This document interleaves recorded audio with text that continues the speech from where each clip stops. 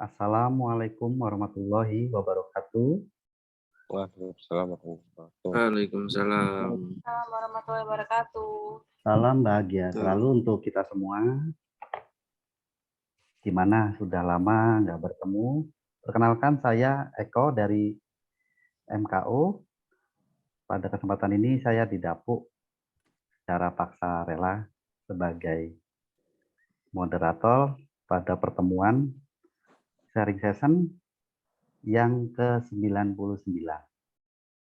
dengan tema kegigihan untuk mencapai target. Hal kegigihan itu identik dengan yang namanya keuletan, ketelatenan, ketekunan, yang mempunyai pengertian juga bagaimana seseorang dapat mencapai tujuan jangka panjang dengan mengatasi hambatan dan tantangan. Sebelumnya saya ingin menjelaskan aturan main dari sharing session edisi 99 ini. Sekali lagi minta diupdate untuk username dan identitasnya. Pada kesempatan kali ini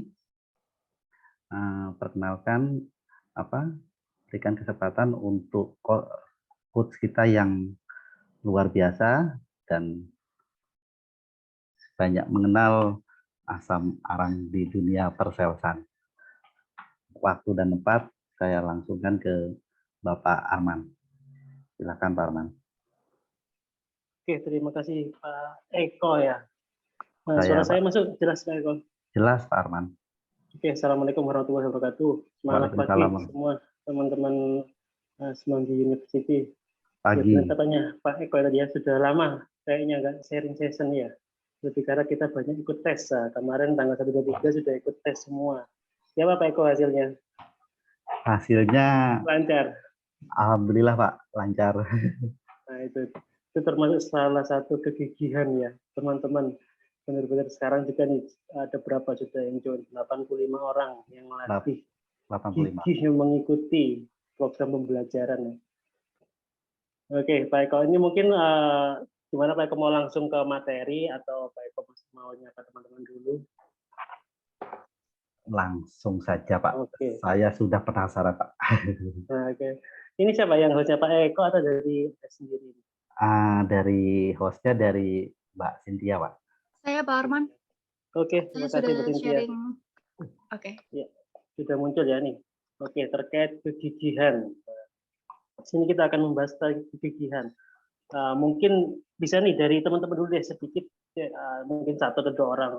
Kira-kira apa sih makna lain mungkin ya? Bisa dibilang juga, terserah mau bilang anonimnya atau definisinya dari teman-teman sendiri terkait kegigihan ini apa sih yang dimaksud gigih gitu. Oke, mungkin Pak Eko bisa dibantu nih dari teman-teman Semanggi University. Kegigihan menurut saya Pak, bicara sederhananya itu dia tahan banting Pak. Dan tetap berupaya terus-menerus ada keuletan untuk mencapai tujuannya atau goalnya. Fokus Pak di goalnya Pak. Seperti itu Pak.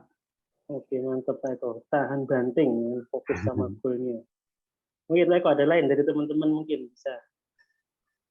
Mungkin ada teman-teman yang ingin menambahkan. Dari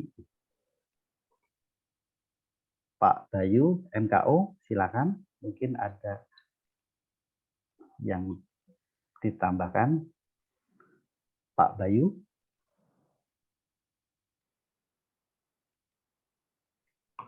Hanya intip-intip Pak. Atau dari mana?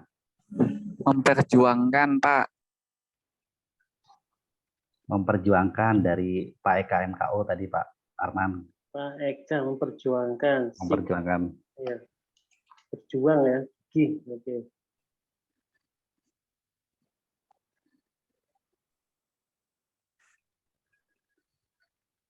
Itu ada masukan lagi Pak Eko dari chat.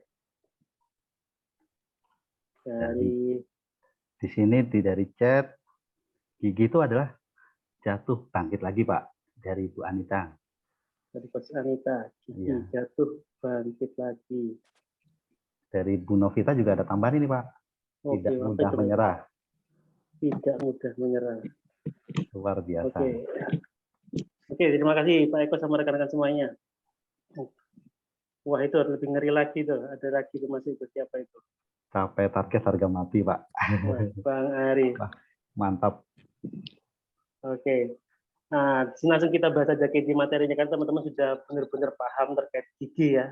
Coba mungkin di kita lebih ke arah gimana sih kita menerapkan atau mengaplikasikannya biar punya rasa gigi itu sendiri. Lebih ke arah, kita bisa praktek nih di gimana sih biar kita punya kegigihan dalam, apalagi kita juga semuanya punya target ya. Oke, mungkin bisa langsung next slide Mbak Cynthia.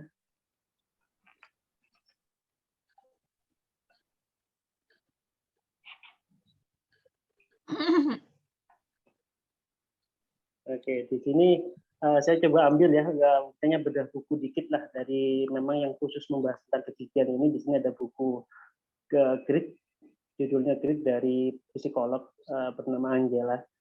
Ya, ini buku ini membahas tentang kegigihan ya sebagai variabel utama penentu kesuksesan seseorang ya mencapai prestasi yang tertinggi. Oke, mungkin bisa langsung next aja. Ada 3 faktor penting terkait Grit ya. Mungkin Mbak Cynthia bisa next. Apa itu sih yang dimaksud dengan grit? Oke, saya jelaskan selain yang ditampilkan di PowerPoint. Grit sendiri itu kemampuan untuk mengembangkan passion dan perseverance ya untuk mencapai long term goal. Jadi ini lebih ke arah gimana sih kita menggabungkan ketekunan, perseverance itu ketekunan ya, ketekunan kita, ketabahan, keberanian untuk terus istilahnya mengejar hasil tersebut. Sama di sini ada passion bisa dibilang bakat atau minat. Tujuannya untuk long term goal, jadi benar-benar untuk jangka panjangnya nanti. Nah, itu mungkin sekilas pembahasan tentang grit. Oke, bisa next lagi untuk poin yang kedua yang akan saya bahas terkait materi ini. Oke, di sini ada 4 aspek yang bisa mendorong munculnya grit. Gimana sih biar kita itu punya grit, punya kegigihan gitu. Yang pertama, kita harus melakukan apa yang kita sukai. Kan ada hobi, ada minat. Lakukan hal yang kita suka. Di sini apa sih yang kita suka? Itu seiring berjalannya waktu kita akan tahu apa yang memang benar-benar disukai. Hanya ikut-ikutan kah atau memang benar-benar kita sukai dan minat di situ. Nah, terus selanjutnya yang kedua latihan. Yang kedua adalah latihan. Jadi benar-benar latihanlah setiap hari hingga akhirnya kita bisa menguasai keahlian tersebut.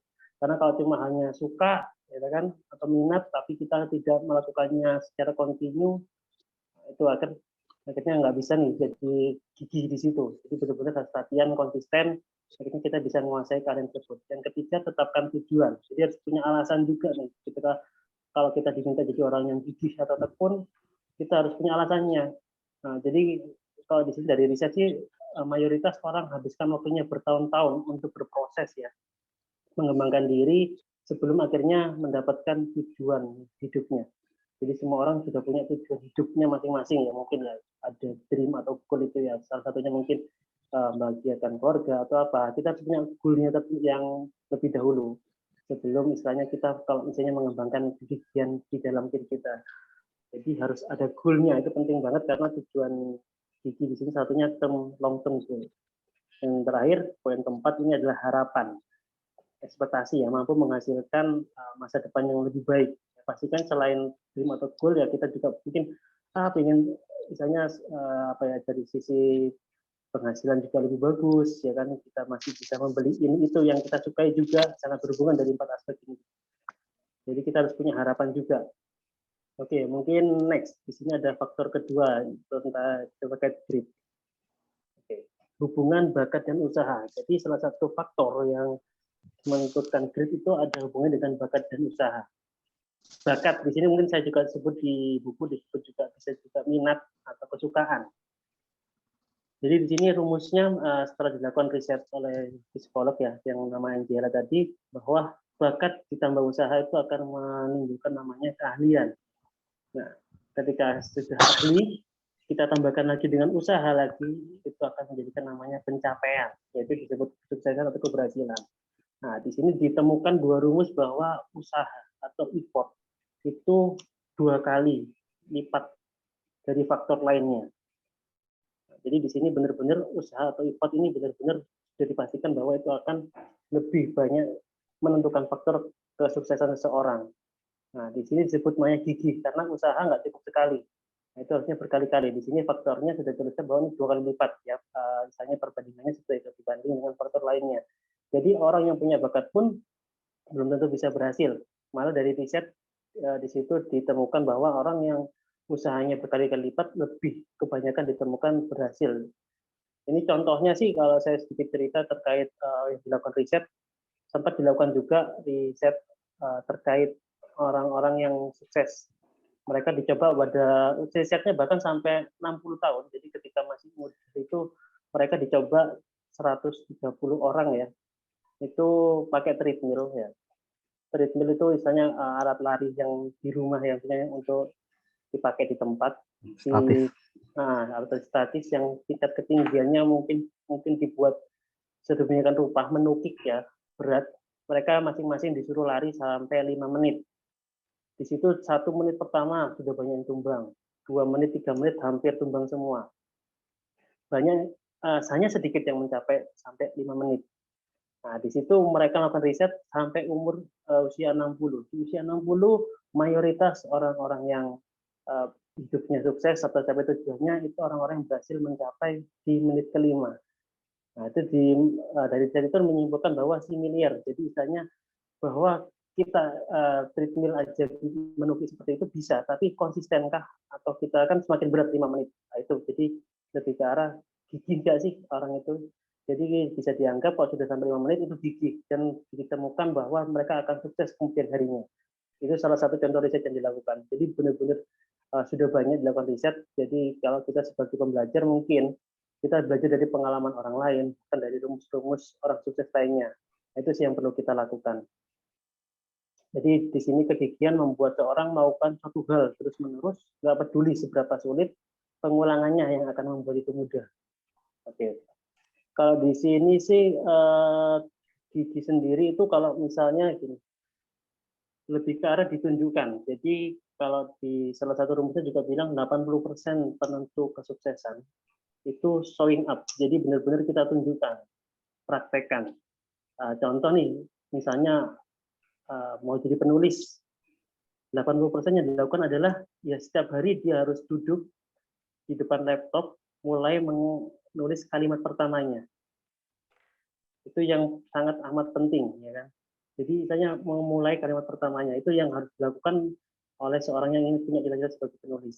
Kalau sebagai pegawai atau pengusaha, 80% showing up pertamanya ya harusnya dia ngantor, hadapi semua yang akan terjadi di kantor. Misalnya anggap aja sih teman-teman kalau ngantor ada rutinitas, tapi nggak sedikit nih dari kita yang misalnya hari ini saya belum prepare ABCD, wah masih punya tugas ABCD, ada problem, ada komplain customer, akhir bulan belum target, mungkin masih di antara kita yang nggak usah masuk deh, nggak usah ngantor, ya kan? Ada juga yang memang beneran seperti itu, ada juga akhirnya kejadian, misalnya saking stresnya mikirkan hal tersebut, yang mau alasannya mau sakit, beneran sakit, akhirnya demam beneran, ya kan? Nah, di situ salah satu di sini faktor yang saya membuat kita bisa gigih untuk long term ya. Jadi karena kita harus hadapi nih apapun yang terjadi di kantor. Ya pertama ya kita harus maunya ngantor, hadapi kita kira-kira ada PR yang belum selesai, ada komplainan customer, target belum tercapai, belum 100%. Nah, di situ kita diminta untuk istilahnya hadapi dulu. Karena salah satu ciri orang sukses yaitu gigih menghadapi apapun yang akan terjadi. Meskipun itu berat. Nah, itu akan jadi suatu kebiasaan yang kalau diulang-ulang suatu saat akan mudah gitu kan, meskipun nanti kedepannya kita target lagi itu mudah karena sudah biasa kita hadapi. Nah, itu sih teman-teman terkait istilahnya apa sih praktek ya terkait kegigihan. Mungkin yang terakhir bisa next Mbak Cynthia, slide selanjutnya. Di sini nomor 3, cara menembangkan. Nah, grid sendiri kegigihan itu ada levelnya, jadi bukan berarti flat atau konsisten flat gitu, jadi lebih cara ada levelnya, menaikkan grid. Ya apa sih caranya biar kita itu gigih, terus semakin gigih ya, pasti kan semakin tekun. Jadi ketika orang semakin tahan banting ya, tapi tanda kutip gitu, Pak, tahan banting pasti tanda kutip. Benar-benar kita itu benar-benar orang yang pekerja keras, yang mampu menghadapi segala hal, yang pastinya tantangannya pasti akan meningkat dari hari ke hari. Yang pertama di sini ada 3 poin. Parenting. Yang dimaksud parenting di sini bukan orang tua atau pengasuh ya, tapi lebih ke arah kita harus punya coach. Nah, kasarannya seperti itu, coach atau seseorang yang benar-benar bisa bimbing kita. Panutan, Pak ya. Ya, panutan itu contoh juga, tapi lebih karena juga praktisinya yang benar-benar istilahnya orang yang bisa kita ajak sharing, yang juga bisa mantau perkembangan kita. Nah, di sini disebutkan bahwa orang dengan grade level yang tinggi biasanya memiliki minimal 1 orang yang memotivasi dia untuk bisa mengembangkan potensi yang ada dalam dirinya. Jadi sangat penting banget karena kalau kita istilahnya tidak ada orang yang istilahnya seperti di sepak bola ya, kita main bola sebagus apapun tapi tidak ada yang melihat kita, di situ kita nggak ada yang ngoreksi ya kan, gimana sih harusnya yang bisa kita perbaiki. Jadi penting banget namanya orang coach atau orang yang bisa kita ajak sharing, yang bisa melihat dari kacamata selain dari yang kita rasakan. Jadi kita ada faktor pengkoreksi, ada faktor misalnya yang wah kita sudah bagus di sisi ini, kadang-kadang kita merasa puas, tapi dari kalau kita punya coach atau misalnya guru lah yang bisa membimbing kita punya misalnya ya program, salah satu contohnya ya kan Smart Leadership yang intinya kita juga bisa dinilai di sini kan, ada ujian ya kan, ada penilaian terkait keaktifan. Di situ kita sudah punya misalnya kalau saya bilang salah satunya Smart Leadership ini juga mewakili yang disebut dengan parenting. Kita juga banyak sesi-sesi terkait coaching di Semanggi, konseling di Semanggi juga masih bisa. Itu bisa kita jadikan poin 1 untuk memenuhi kenaikan grade level kita. Yang kedua, ekstrakurikuler ini yang dimaksud lebih ke arah tempat latihan ya. Tempat latihan ekstrakurikuler akan membantu pengembangan diri kita untuk memiliki kemampuan yang lebih baik di banyak bidang. Nah, mungkin kalau saya ambil contoh paling nyata yang sedang kita lakukan saat ini, yang disebut ekstra berarti di luar rutinitas kita, yang biasanya kita ngantor dan lain-lain. Nah, di sini ada salah satu misalnya tempat ya, wadah ya Smart University yang dari berbagai job desk, berbagai latar belakang, dari sales, dari marketing, dari admin, dan juga yang dari teman-teman mungkin dari teknisi, dari sporting, ya kan, itu banyak istilahnya yang bisa sharing di sini. Nah, itu salah satu tempat wadah latihan kita. Kalau yang lainnya kan mungkin teman-teman bisa fokus ke istilahnya kalau di sekolah ada ekstrakurikuler, nah itu salah satunya. Jadi kita nggak hanya pintar di akademik sekolah, tapi juga mungkin misalnya ikut basket. Nah, di situ kita akan nambah lagi namanya kemampuan bisa basket. Nah, di sini kalau di perusahaan kita sekarang sudah ada namanya Smart University yang akan menambah level kita pemahaman terhadap berbagai bidang, wawasan kita tambah luas. Itu salah satu akan mengembangkan grade level kita. Itu. Yang ketiga, budaya. Jika ingin hidup kita berubah, bergabung dengan komunitas yang tepat. Nah, itu. Di sini komunitas tepat ya berarti komunitas yang positif. Contohnya di sini misalnya ya budaya kerja kita sudah positif ketika semua rekan-rekan mengaplikasikannya keseharian di kantor, pasti di kantor terciptanya komunitas yang positif juga. Nah, maka dari itu jangan sampai lupa nih, budaya kerja kan mungkin juga di setiap kantor dibaca nih di pagi hari terkait waktu briefing, berdoa, kan dibaca juga budaya kerja. Yaitu yang sangat penting untuk diaplikasikan karena akan menciptakan komunitas sesuai dengan budaya tersebut. Contohnya nih, misal nih kalau yang di luar kantor ya, grup sepeda. Kadang-kadang kita cuma minat atau suka aja, tapi kita nggak punya tempat latihan atau nggak ada yang teman-teman yang biasa juga, yang ada yang nggak familiar, maksudnya nggak sehobi. Nah itu akan kesusahan. Tapi ketika kita memang suka sepeda, sudah menemukan komunitas sepeda, kadang-kadang rasa malas itu akan hilang. Misalnya kita rutin sepeda hari Minggu, kebetulan Sabtu malamnya lagi capek, habis lembur, minggunya sudah malas karena nggak ada komunitasnya. Ketika ada komunitasnya, nah di situ rekan-rekan pasti akan saling janjian dan apa-apa, dan misalnya ada planning atau bahkan ada jadwal rutin yang otomatis mau nggak mau teman-teman ikut ketularan nih semangatnya untuk ngumpul. Itu kan contohnya untuk di komunitas sepeda. Jadi di sini ditekankan bahwa 3 poin penting yaitu parenting, ekstrakurikuler, dan budaya untuk mengembangkan grade level kita. Grade level sendiri kalau dibilang kok ada level, pasti ada kenaikan. Nah, di situ kita akan tahu grade level kita tuh di angka berapa sih, ya kan? Kalau di sini kebetulan mereka juga misalnya melakukan riset bisa di scoring, ya kan? Sebelum ke slide selanjutnya nih, mungkin potensi dalam diri penting, tapi jauh lebih penting kerja keras yang kamu lakukan. Grit atau kegigihan, ketekunan merupakan resep yang membantu kita terus berjuang walaupun kondisi tidak mudah. Oke, saya lanjut ke slide selanjutnya. Oke, pentingnya grit di dunia kerja. Yang pertama, grit membuat kita ya lebih mengenali diri sendiri. Ya, ketika kita memiliki grit tinggi, mau nggak mau kita cari tahu apa yang benar-benar kita minati. Bahkan kita akan menekuninya sampai mahir, sampai ahli. Itu pentingnya grit. Kalau kita memiliki grit, apalagi yang mampu kita kembangkan sampai level gritnya. Yang kedua, memberi kesempatan yang sama pada setiap orang. Jadi di sini ditekankan kesuksesan itu bukan hanya milik orang yang berbakat. Jadi meskipun orang tidak berbakat pada suatu bidang, namun ia tahu betul apa yang ia sukai dan mempelajarinya hingga mahir, nah itu ia juga punya kesempatan yang sama untuk sukses dalam pekerjaannya. Poin yang ketiga, grit membuat Anda, nah ini tadi yang disebut Pak Eko, tahan banting, tanda kutip ya, pengalaman gagal, ya nggak lantas membuat kita nyerah atau berhenti, tapi justru menjadikannya pembelajaran untuk bisa bangkit. Ya, itu dibilang tadi sama salah satu coach kita bahwa jatuh bangkit lagi untuk mengejar impian kita lagi. Ketika seseorang pernah gagal dan berusaha bangkit kembali, maka di sana hadir social emotional learning yang pada akhirnya membuat grit untuk orang tersebut. Kegigihan ya. Dan berbicara tentang resep kesuksesan itu apa sih? Kesuksesan itu ketika kita bangkit ke 9 kalinya ketika gagal 8 kali ya itu kan. Jadi istilahnya mau gagal berapa kali kita harus plus 1. Itu salah satu poin kesuksesan. Oke, lanjut Mbak Cynthia, ada 5 poin tentang pentingnya grit di dunia kerja. Untuk yang keempat di sini, grit meningkatkan fokus. Orang yang memiliki grit akan mengerjakan sesuatu dengan sadar, ya kan? Dia tahu apa yang ingin dia capai, punya goal, sehingga hanya mengerjakan hal-hal yang memang perlu dilakukan untuk mewujudkan apa yang ingin dicapainya, tanpa banyak terganggu dengan urusan lain di luar tujuannya.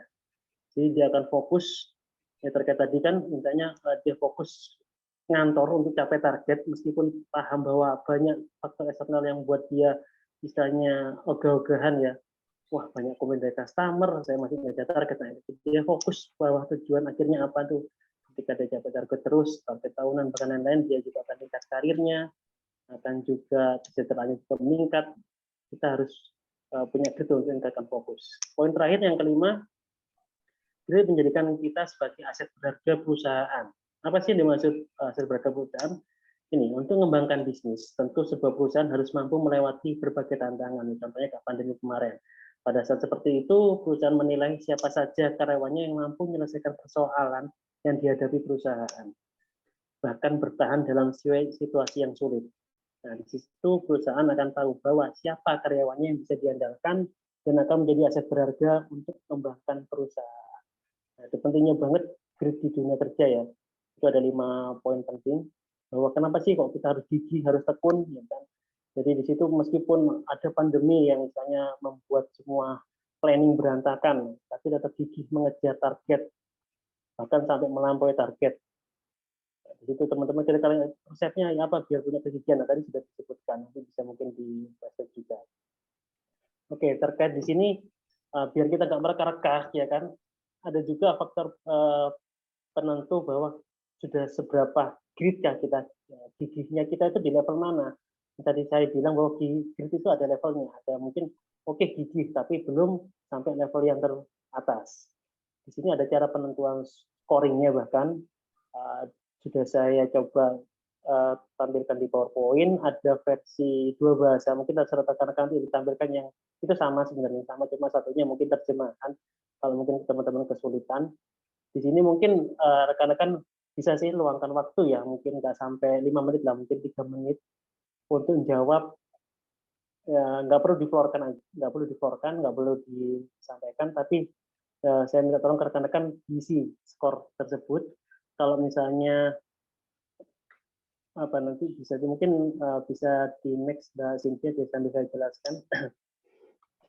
Nah, di sini untuk yang versi bahasa Inggrisnya, ya kan, nanti setelah kalau rekan-rekan requestnya bahasa Indonesia, monggo silakan. Di sini contohnya nih, 0.1. Nah, teman-teman milih yang mana nih, ya kan? Yang poin 1 statement atau pernyataannya, yang sama sekali tidak seperti saya, atau tidak banyak seperti saya, atau agak mirip seperti saya. Yang poin selanjutnya kebanyakan seperti saya, yang terakhir bahkan mirip sekali seperti saya. Nah, itu ada scoringnya, tinggal mungkin teman-teman pilih. Teman-teman milih yang di kolom mana, nah skornya di bawahnya. Jadi itu misalnya mau dilingkari atau mau ditulis di kertas, oh saya yang statement pertama agak seperti saya, berarti 3. Mungkin bisa dicatat. Terus seperti itu sampai di statement nomor 10. Itu akan muncul namanya skornya. Skornya nanti kan paling banyak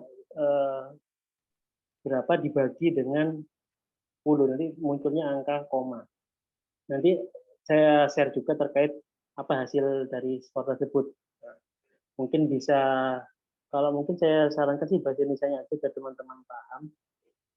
Nah, ini untuk versi Indonesianya.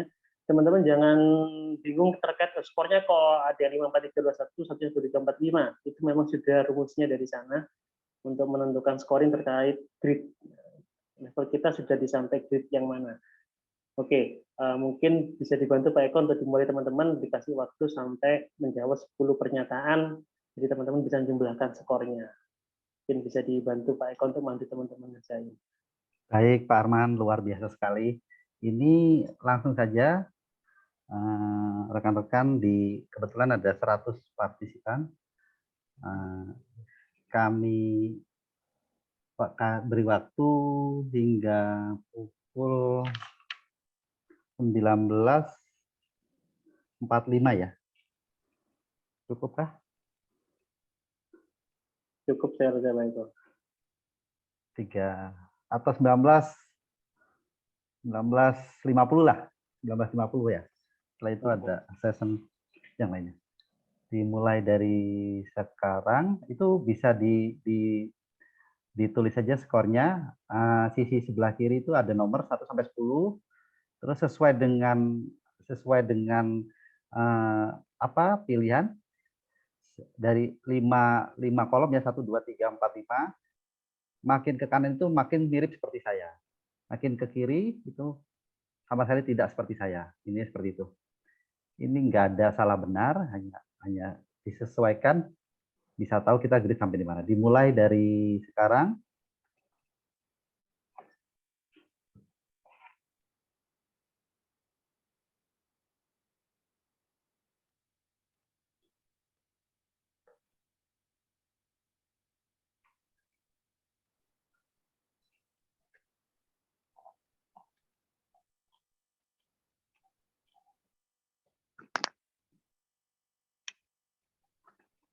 Mungkin sambil saya bantu bacakan, mungkin ada teman-teman yang pakai handphone, bisa zoom in, zoom out.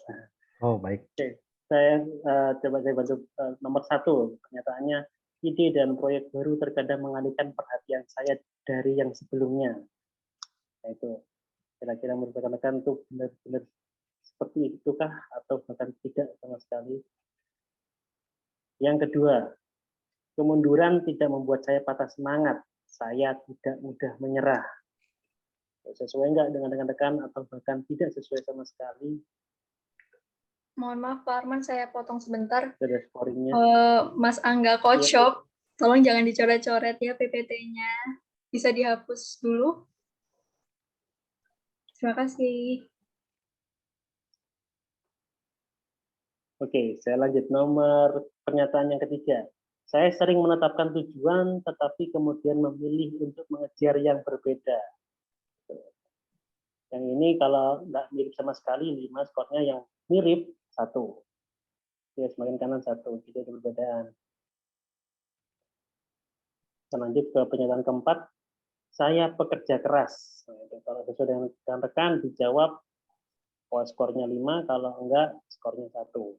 Kalau tengah-tengah itu ada 2, 3, dan 4.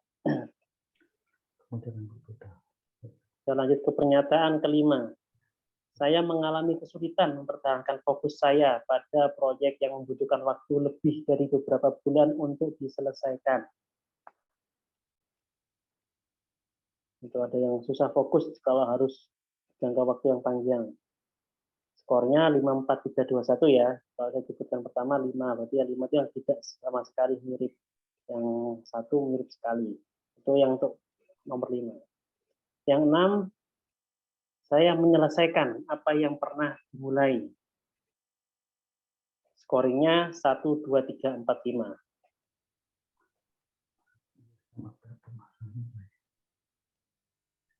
Oke, sekarang saya lanjut ke pernyataan ke-7. Minat saya berubah dari tahun ke tahun. Scoringnya 5, 4, 3, 2, 1. Semakin dibilang mirip, kayaknya 1. Yang ke-8, saya rajin. Saya tidak pernah menyerah. Nah, ini skornya 1, 2, 3, 4, 5. Ya, ini semakin mirip, semakin besar skornya. Yang 9, saya telah terobsesi dengan ide atau proyek tertentu untuk waktu yang singkat, tetapi kemudian kehilangan minat. Coba didalami lagi. Saya telah terobsesi dengan ide atau proyek tertentu untuk waktu yang singkat, tetapi kemudian kehilangan minat. Yang terakhir, 10. Saya telah mengatasi kemunduran untuk melakukan tantangan penting. Skornya 1, 2, 3, 4, 5. Oke. Nah, di sini akan mengeluarkan skor ya. Ini kan sudah dari rumus dari para risetor ya. Saya bilang ya, mereka gabungan antara psikolog dan para surveyor yang sudah meneliti sekian tahun dan menerapkan rumus ini. Jadi teman-teman nanti jumlahnya dibagi 10 akan ketemu angka mungkin ya ada yang 1,2, ada 3,3, ada yang bahkan sampai paling tinggi mungkin 4,9. Oke, bisa dibuka Mbak Cynthia untuk hasil skornya. Ini coba saya gunakan.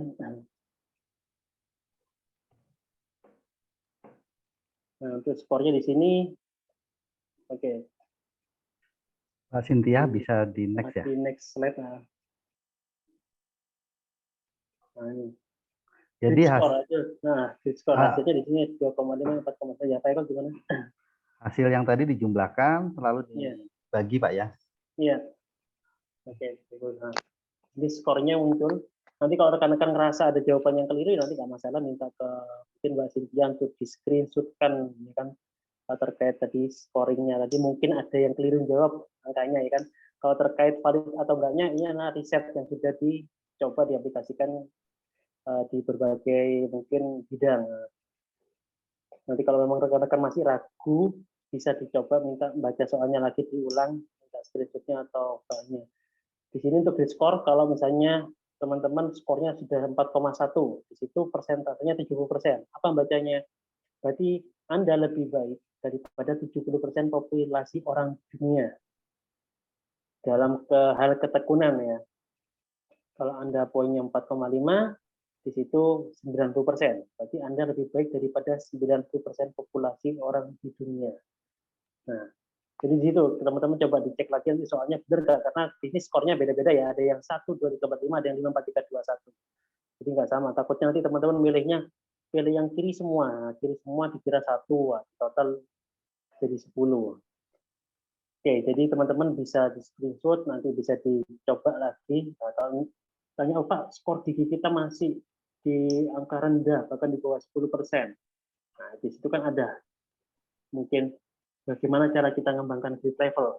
Salah parenting, ekstrakurikuler, dan budaya.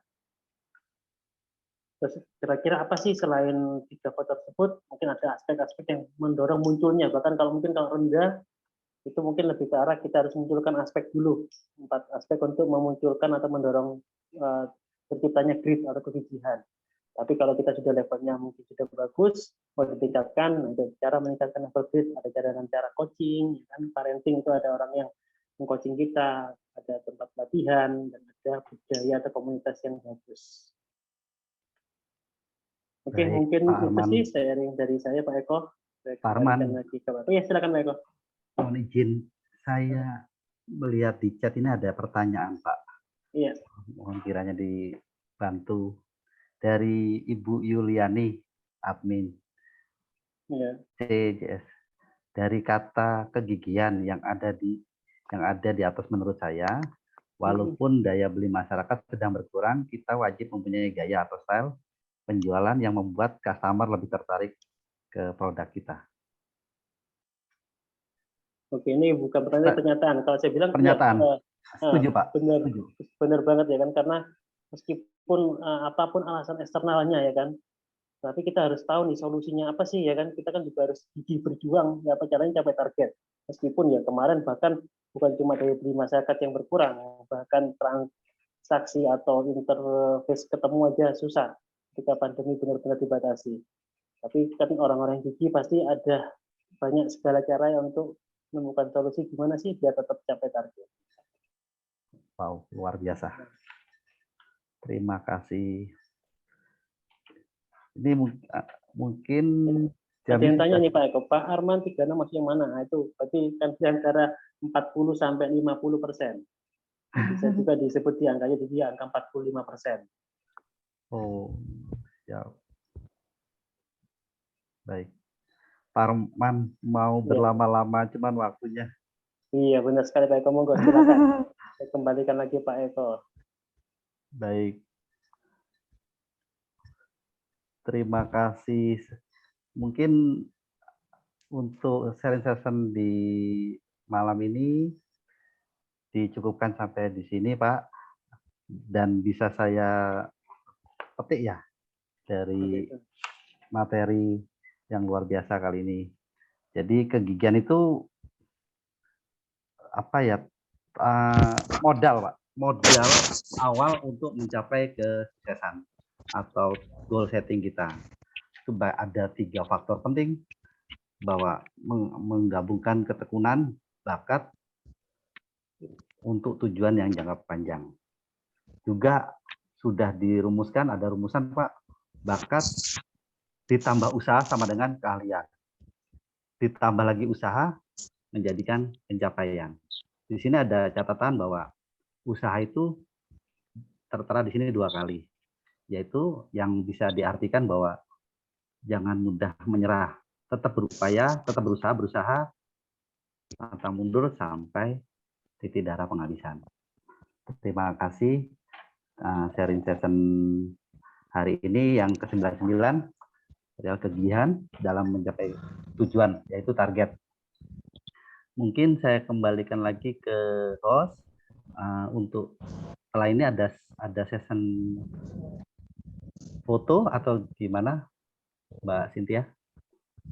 Setelah ini kita bakalan ngelakuin setelah ini kita bakalan kuis dulu ya, sebentar. Setelah kuis baru kita ada sesi foto bersama. Oke.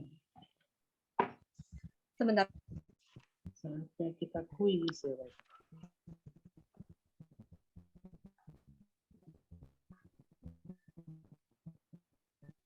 Ambil menunggu dari Mbak Cynthia untuk username sama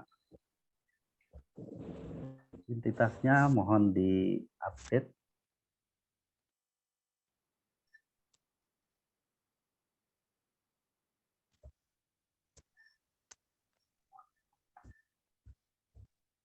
Teman-teman tolong username-nya di-update lagi ya, teman-teman.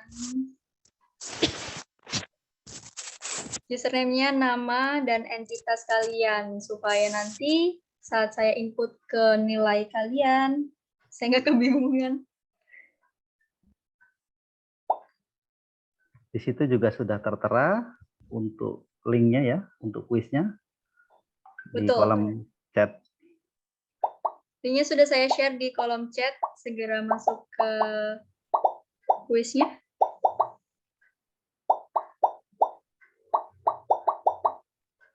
"100 orang masyarakat Semanggi".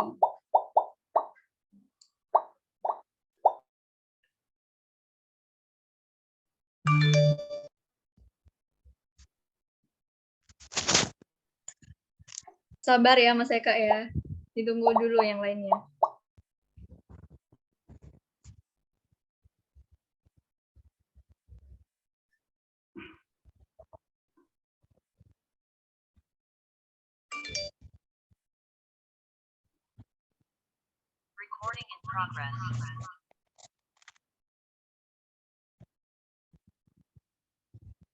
Sabar ya Mas Daniel dan Mas Eka. Sampai seret. Sabar Mas Daniel sama Mas Eka. Tolong di-share. Oh, oke.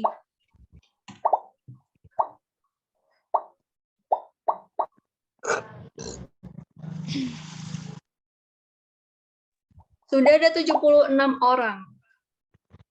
Yang lainnya mana nih?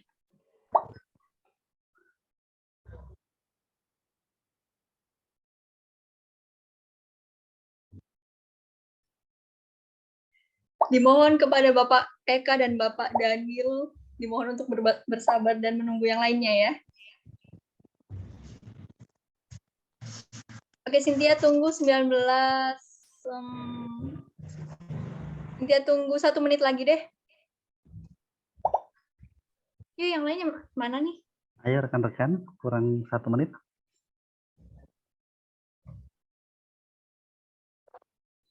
...81.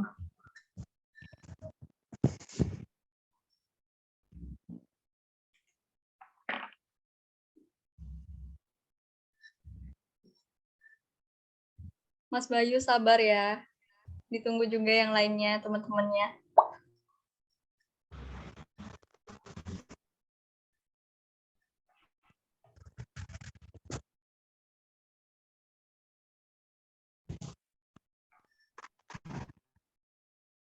...86.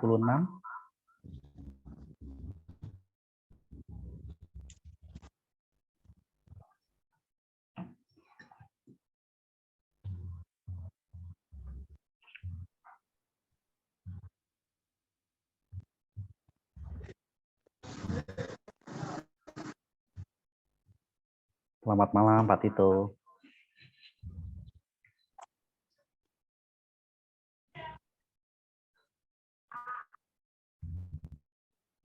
Oke, sudah 19.57 nih. Mulai nggak nih? Tapi masih belum ada 100 orang nih. Masih 88 masyarakat. Dimulai nggak nih Pak Eko, Pak Arman? Berangkat.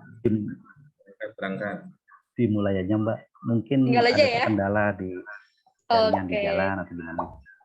Oke, baik, saya mulai ya. Monggo.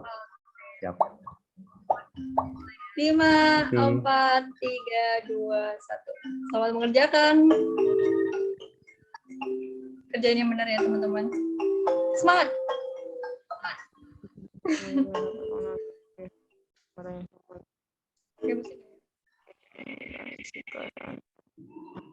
Oke, musik.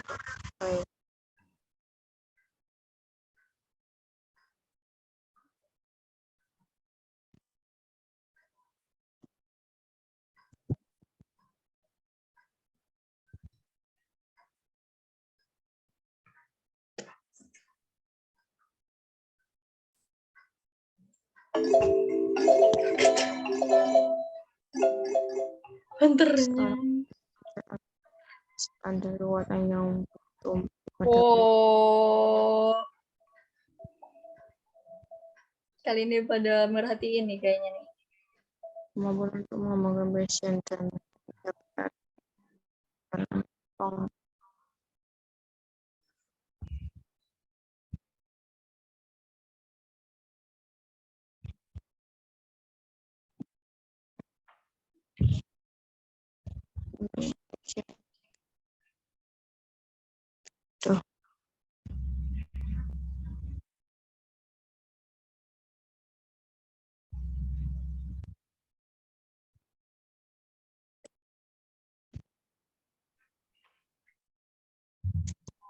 Ini kayaknya saya salah kasih pertanyaan nih, terlalu gampang nih kayaknya.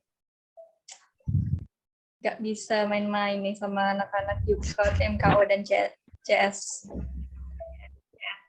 Ini kayaknya terlalu gampang ya teman-teman ya? Terlalu gampang rasanya. Bisa bener semua loh. Gila, keren.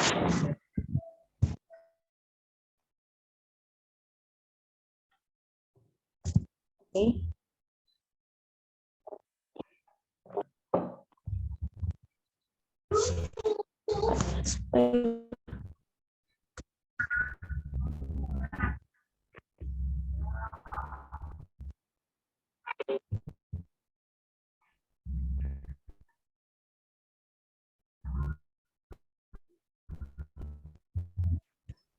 Waktunya kurang 2 menit lagi.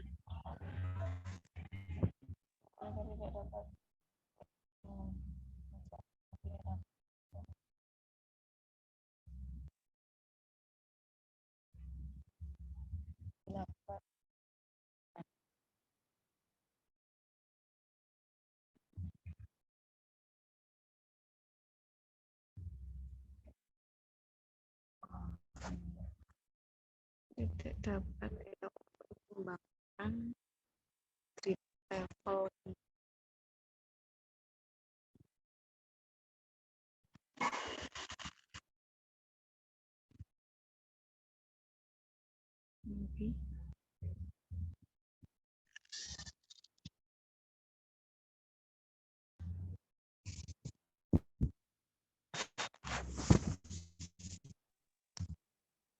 Makasih Mbak Cynthia bocoran jawabannya.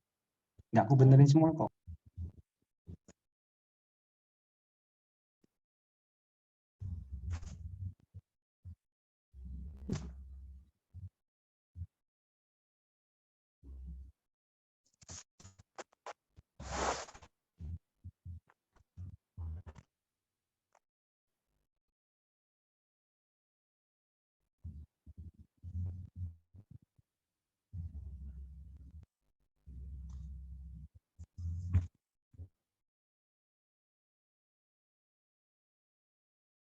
Oke, 1 menit lagi.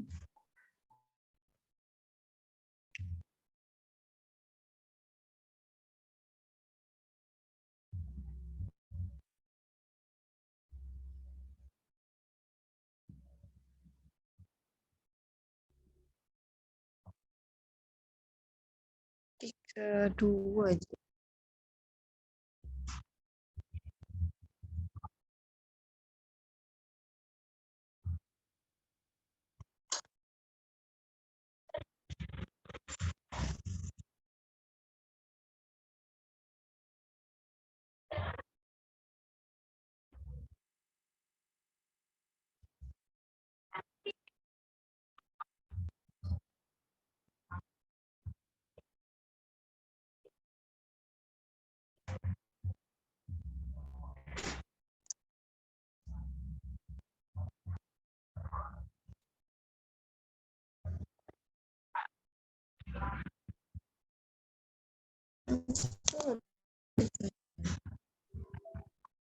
Oke, saya akhiri dalam 5, 4, 3, 2, 1.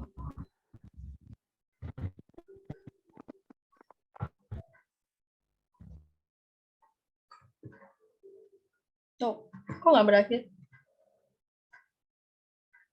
Something error in here? Oke.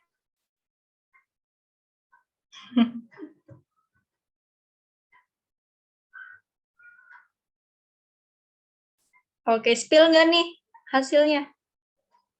Di-spill atau langsung di-stop share screen? Spill aja ya, bentaran. Nggak usah, nggak usah. Oh, nggak usah. Spill Kita nggak aja sombong, sebentar. Kita nggak sombong, kita nggak Yang sombong. cepet ya. Aja. Ya udah pokoknya gitulah. Oke, thank you.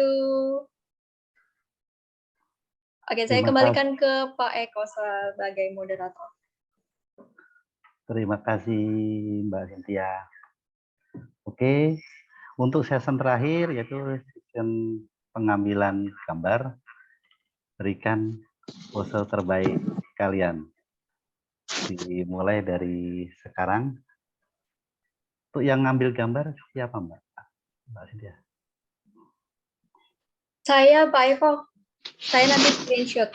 Jadi kalian keluarkan gaya andalan kalian. Oke, saya screenshot ya, mulai dari slide pertama, 3, 2, 1. Untuk slide yang kedua, wah ini ada 4 slide. Oke, 3, 2, 1. Lalu di slide yang ketiga, 3, 2, 1. Waduh, ada yang di jalan juga nih, hati-hati ya Mas, Mbak. Yang slide keempat, 3, 2, 1. Oke, thank you semuanya. Thank you Pak Eko dan Pak Arman. Saya kembalikan ke Pak Eko. Terima kasih Mbak Cynthia. Oke, terima kasih kesempatan yang diberikan oleh Bapak Arman. Waktunya sangat bermanfaat sekali untuk menambah vitamin pada kehidupan sehari-hari kita. Satu yang utama, sekali lagi saya ucapkan terima kasih banyak Pak Arman, Mbak Cynthia, dan teman-teman semua. Saya berpesan untuk malam ini kita sama-sama berdoa untuk mungkin sahabat, saudara, tetangga yang sedang sakit. Mari sama-sama kita mendoakan semoga Ya Allah. diberi kesembuhan. Dan doa yang terbaik juga untuk teman-teman semua di Semanggi, semoga diberi kemudahan dalam segala menghadapi tantangan. Oke. Amin, amin. Amin. Oke. Terima kasih. Saya cukupkan sekian. Mohon maaf apabila ada kekurangan, ada salah perkataan. Assalamualaikum warahmatullahi wabarakatuh. Waalaikumsalam warahmatullahi wabarakatuh. Terima kasih semuanya. Selamat beristirahat. Terima kasih Pak. Terima kasih Arman. Pak Eko. Terima kasih. Terima kasih Pak Eko, Pak Arman. Terima kasih Pak Eko, Pak Arman, Kak Cynthia. Cynthia, terima kasih. Terima kasih juga semuanya. Selamat beristirahat dan melanjutkan aktivitas malam hari. Oh ya, jangan lupa Reels-nya dan belajar setiap hari Senin di link yang saya share setiap hari Senin. Thank you. Terima kasih, diingatkan. Terima kasih. Terima kasih, Kak. Sama-sama, Dek.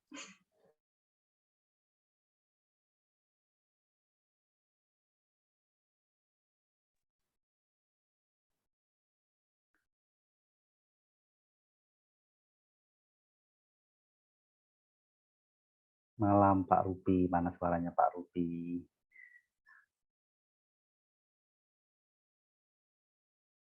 Mbak Cynthia, saya pamit ya. Boleh Pak Eko. Terima kasih banyak Pak Eko sudah Sama-sama. jadi moderator malam hari ini. Siap. Selamat beristirahat. Sama-sama. Oke, siapa yang minta spill tadi? Saya mau spill nih.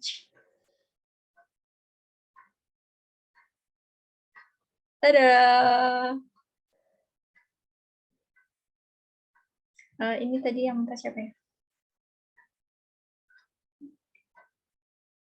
Kolom kotak-kotak tadi.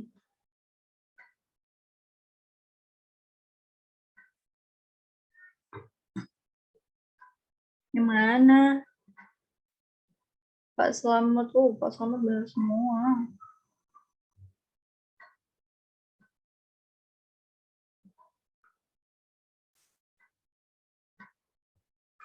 Oke.